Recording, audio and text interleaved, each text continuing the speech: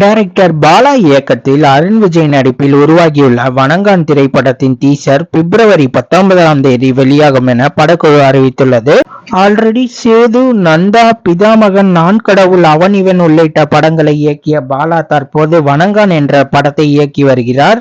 அருண் விஜய் கதாநாயகனாக நடித்துள்ள படத்தில் ரோஷினி பிரகாஷ் கதாநாயகியாக நடித்துள்ளார். மேலும் சமுத்திரக்கனி முக்கிய கதாபாத்திரத்தில் நடித்துள்ளார். வி ஹவுஸ் புரொடக்ஷன் மற்றும் பிபி ஸ்டுடியோஸ் தயாரிக்கும் இந்த படத்துக்கு ஜிவி பிரகாஷ் இசையமைக்கிறார். இப்படத்தின் போஸ்டர் வெளியாகி ரசிகர்களிடையே நல்ல வரவேற்பை பெற்றது. இந்நிலையில் படத்தின் டீசர் வரும் 19ஆம் தேதி வெளியாகும் என படக்குழு அறிவித்துள்ளது. முன்னதாக வணங்கான் படத்தில் சூர்யா நடிக்க முடிவு செய்து படத்திற்கான படப்பிடிப்பும் நடந்தது. அப்போது இந்த படத்தை 2D நிறுவனம் சார்பில் சூர்யாவை தயாரித்து வந்தார். பிறகு இந்த படத்திலிருந்து விலகிக் கொள்வதாக சூர்யா மற்றும் 2D நிறுவனம் அறிவித்தது. இது தொடர்பான அறிவிப்பை முதலில் இயக்குனர் பாலா வெளியிட்டார் என்பது குறிப்பிடத்தக்கது.